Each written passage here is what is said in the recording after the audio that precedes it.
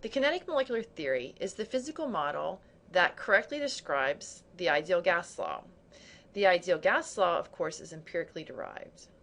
The ideal gas law is a law of nature that predicts very well the properties of a gas given certain conditions. That is, given a certain temperature, volume, and pressure, you can correctly predict the number of gas moles present, assuming that your gas is behaving ideally, which normally occurs at relatively low pressures. So the ideal gas law, again, is an empirically derived law based on experimental evidence. And the kinetic molecular theory is the physical theory that we use to describe how a gas is behaving such that the ideal gas law is behaved. So the kinetic molecular theory makes certain assumptions. Okay, so we're talking about the kinetic molecular theory, and it makes certain assumptions in order for this physical model to mathematically make sense. And the assumptions that are made is that the gas particles are tiny, very, very small compared to the distance between them, that the particles are moving and they're in constant motion,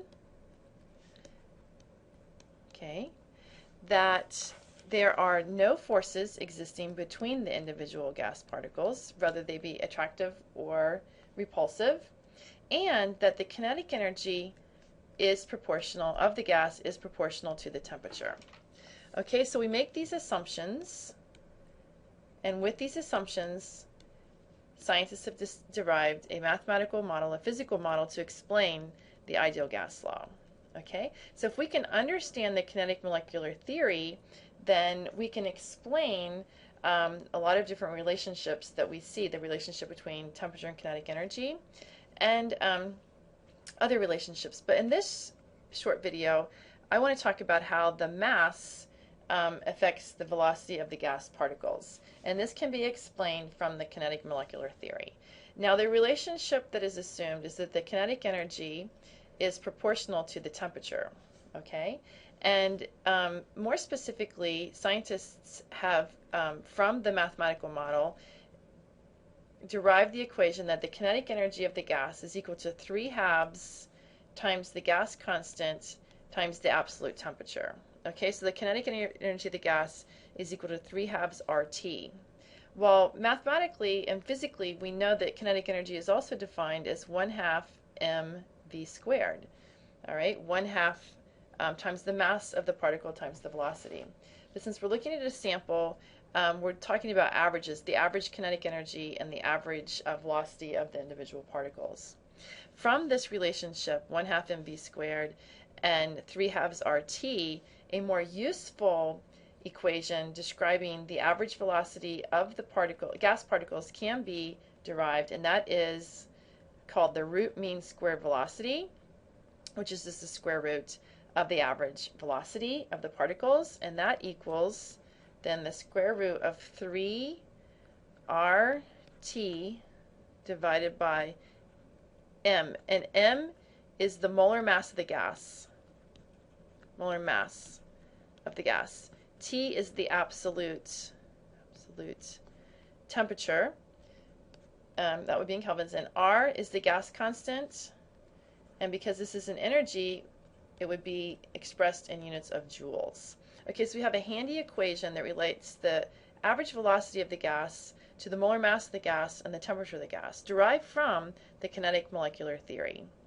All right, so we did this awesome demo in class today where we took two gases and separated them and contained them in a large glass tube, long glass tube. It wasn't actually that large, but it was long.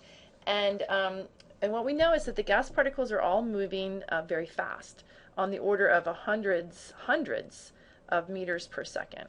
And so what was done was a cotton swab that had been soaked in ammonia was stuck in one end of the tube, and another cotton swab that had been soaked in hydrochloric acid was stuck at the other end of the tube.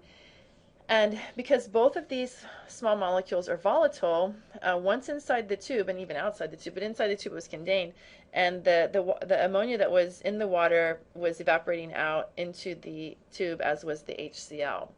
And so what we did was we waited a while, even though the gases move very, very quickly, hundreds of meters per second, and the tube maybe was 2 feet or 3 feet, 2.5 feet long, something like that.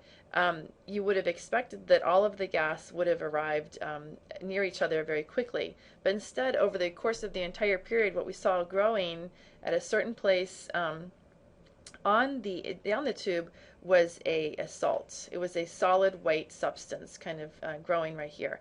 And so what happened was the ammonia combined with the HCl, when they met in space and reacted very quickly to form ammonium chloride, which is a solid. So the ammonia gas moved its way down the tube and the HCl gas moved its way down the tube, and when they came in contact with each other, immediately this salt was formed, and the salt is not a gas, it's a solid at room temperature and pressure. And so as this picture shows, we started seeing this, it almost looked like a vapor, but literally as these two molecules were coming together, they were forming a salt, which was then collecting together in a large crystalline array of ammonium ions and chloride anions. All right, and so the question that was asked in the clicker was, what is the ratio of the speeds of the two molecules in the demo? The ratio of the speeds of ammonia to HCl. All right, and so you can answer this question based on the equation that comes out of the kinetic molecular theory, which is the root mean square velocity equals the square root of 3RT over the molar mass of the gas. So that's the velocity of an individual gas. And so we want to know the ratio. So the ratio then would be the ratio of the velocity. So let's say the ratio of the ammonia to the ratio of the HCl. And so you can work this out and just say, okay, there's 3RT. The temperature obviously is the same. They were all in the same tube. R is a constant, 3 is a number, over the M here is the molar mass of ammonia, which is about 17 grams per mole, but I'm leaving the units off because they're all going to cancel off. This is a ratio. And then the root mean square velocity of the HCl then is 3RT. R is the same, T is the same, it's the same space, same temperature. And then the molar mass of HCl is about, let's say, 36.5. I believe, yeah, 36.5. And so then when you do the math here, you know, if you've got a square root divided by a square root, the whole thing can go into the square root, and it would be 3RT over 17 over 3RT over 36.5. And then when you, let's move this down a little bit, when you work this out mathematically, of course, if you've got a complex fraction like this, then you just take the one on top and multiply it by the inverse of the one on the bottom, the one being the fraction there, 3RT. The 3RTs obviously cancel. You're left with 36.5 divided by 17, and then that gives you about 2.4 or so, and then take the square root of that number, and that will equal, let me see, the ratio of the NH3 velocity over the HCl velocity is going to equal about 1.5. Okay, so what that means is that the velocity of the ammonia is about 1.5 times faster than the HCl. All right, and so if we go back and take a look at our demonstration, where did the salt form?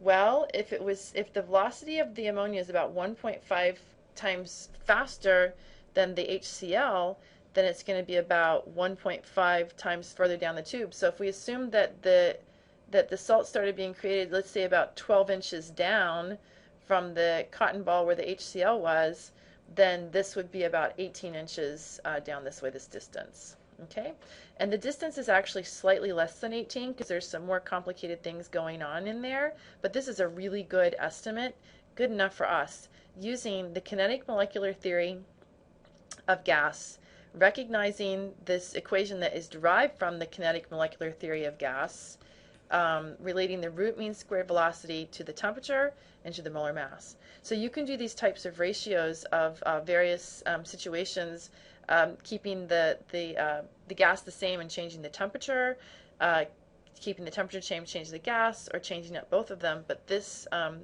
this equation obviously correctly predicts what we see, and that tells us then that the theory is a really good theory. The fact that we are modeling this gas as tiny, as always moving, as no forces, and with the kinetic energy proportional to the temperature, those are all good ways to think about an ideal gas. Good job.